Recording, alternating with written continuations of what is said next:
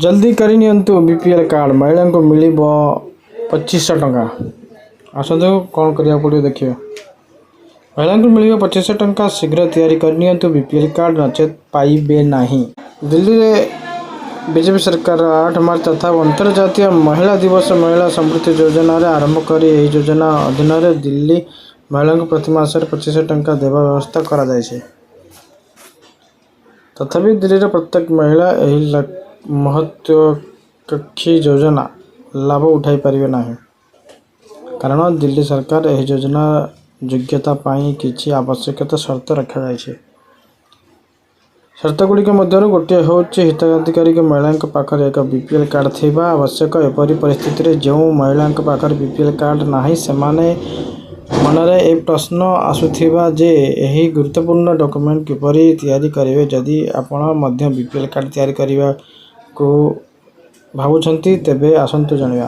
BPL card पई किपरि आवेदन करिवे। प्रकृत बीपीएल कार्ड कार्ड सही लोक मानक दिया जाए जो माने दारिद्र्य सीमा रेखा रे तले पास करती। से परिस्थिति रे दिल्ली रे दारिद्र्य सीमा रेखा तले रहउतबा महिला यही कार्ड तैयारी करी महिला समृद्धि योजना नौछंती। एथिपाई आवेदन करने समय आपन को किसी गुरुत्वपूर्ण कागज आवश्यकता पड़ो, जेपरिक आपण वार्षिक आय और लाख टंकार कम होगाकू उचित थिबा।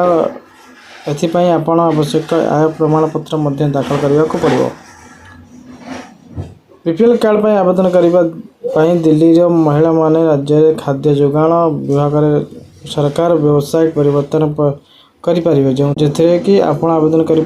विकल्प मिलवा व्यतीत आप निकटस्थ आंचलिक कार्य को जाई बीपीएल अप्लाई करंतु। आपण सूचना जनाई देछु जे सरकार महिला समृद्धि योजना अनुमोदन करिसेंती। योजना पाई सरकार 51 कोटी टंका बजेट व्यवस्था करिसेंती। दिल्ली सरकार महत्वाकांक्षी योजना लाभ केवल सही मानक मिलिबो जहाँ पाखर बीपीएल कार्ड किंबा जो माने दारिद्र्य रे अछंती।